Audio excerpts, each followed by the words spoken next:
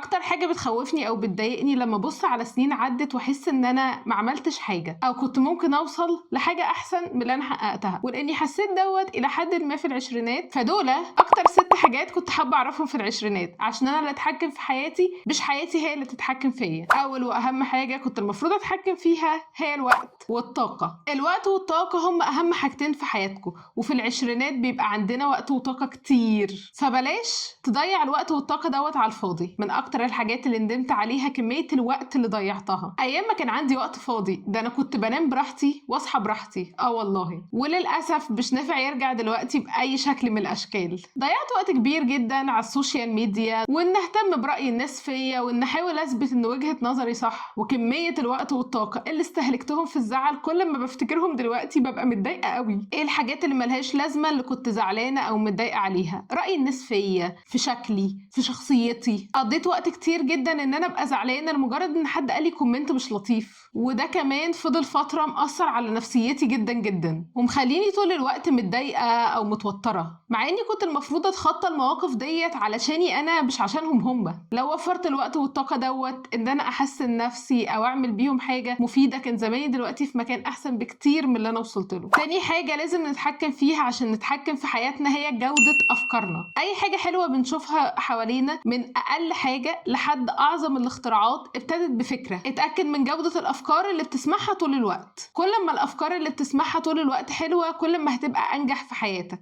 في كتاب ستيل لايك ان ارتست استون كلاين بيقول garbage in garbage out، يعني كل ما هتدخل حاجات سيئه لدماغك كل ما الافكار اللي هتجيلك في حياتك او اي حاجه انت حابب تعملها او تحققها ما هتبقى سيئه بنفس سوء الافكار اللي بتدخلها لدماغك. طيب اجيب الافكار الحلوه منين؟ من القرايه، من الفيديوز اللطيفه اللي على اليوتيوب. دلوقتي ما عادش الموضوع صعب زي زمان. تالت حاجه لازم نتحكم فيها عشان نتحكم في حياتنا هي عاداتنا. على طول اقول عاداتنا بتشكل حياتنا. انت عباره عن مجموعه من التصرفات الصغيره او العادات اللي بتعملها من اول ما تصحى لحد ما تنام، ممكن بصوره واعيه او بصوره غير واعيه. في حاجات بنعملها كل يوم بشكل تلقائي من غير لما نكون واخدين بالنا. لازم تتعلم تبني عادات لطيفة من دلوقتي. حاجة من أهم الحاجات اللي بتفرق بين شخص ناجح وشخص فاشل هي عاداتهم. واحد عادته بتخليه كل يوم يتحسن حتى لو بنسبة 1%، فدوت بعد سنة هيبقى في مكان أحسن بكتير من اللي فيه دلوقتي. والتاني عاداته بتخليه يسوق كل يوم حتى لو بنسبة 1%، فالتاني بعد سنة هيبقى في مكان أوحش بكتير من اللي فيه دلوقتي. اتعلم من دلوقتي تبني عادات كويسة، زي مثلا عادة تقليل السوشيال ميديا، عادة تطوير الذات كل يوم حتى لو بنسبة 1%، ان اتعلم التزم بمواعيدي في المطلق. العادات ديت كل ما هتحاول تبنيها من بدري كل ما هيكون اسهل عليك ان انت تعملها او تطبقها. رابع حاجة المفروض نتحكم فيها عشان نتحكم في حياتنا وحياتنا تبقى الطف هي علاقاتنا. اجمع نفسك بالاشخاص اللي انت حابب تبقى زيهم، بلاش العلاقات السيئة اللي بتستنفذنا وتخرج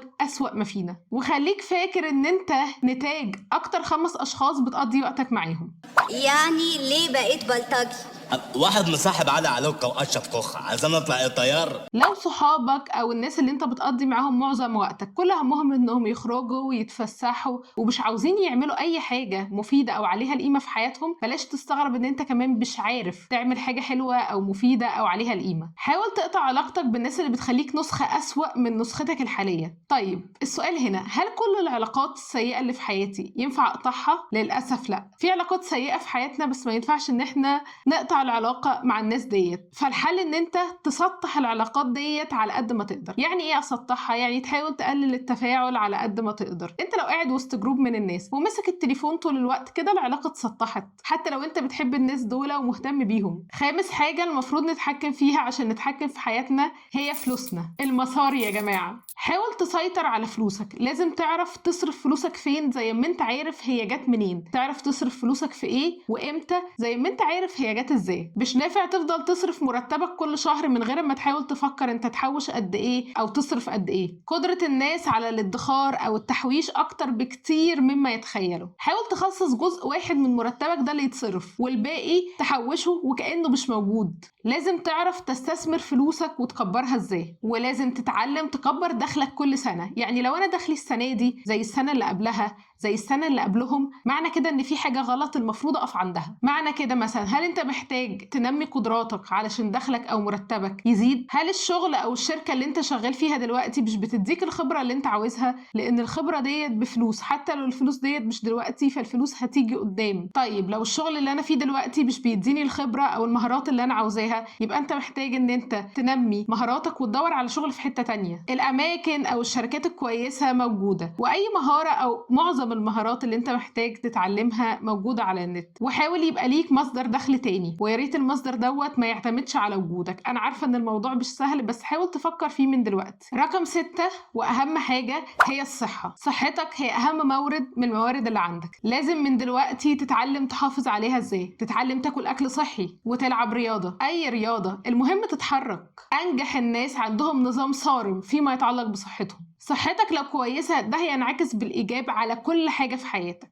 واخيرا وليس اخرا، بلاش تخاف من الفشل، بلاش تخاف من التجربه. حتى لو لا قدر الله فشلت في مشروع او حاجه انت كنت شغال عليها، ان انت تفشل دلوقتي في العشرينات وانت في الاغلب لسه في بدايه حياتك، في بدايه حياتك العمليه، ما عندكش اي مسؤوليات، فدوت احسن بكتير ما نفشل قدام وانت بطولك. الموضوع بيكون اسهل كتير، عندك كل وقتك، عندك كل طاقتك، عندك حاجات كتير قوي. لا قدر الله الحاجه اللي هتفشل فيها حتى لو ما طلعتش بالاوتبوت اللي انت عاوزه، فانت اتعلمت. والعلام دوت مش بالساهل ومش ببلاش، ده لوحده بفلوس. وخليك فاكر لو انت ما اتحكمتش في حياتك، حياتك هي اللي هتتحكم فيك. لو عجبتكم الحلقة ما تنسوش لايك وشير وسبسكرايب، وبعتوها لأي حد في العشرينات او حاسين ان هو ممكن يستفيد من الحلقة ديت. واكتبوا لي تحت في الكومنتات نوعية المواضيع اللي حابين نتكلم فيها او نتناولها في الحلقات الجاية. ولو عندكم اي اقتراحات او كتب لطيفة حابين تفيدوني وتفيدوا الناس بيها، يا ريت برضو تكتبولي. واشوفكم في فيديو جديد. باي.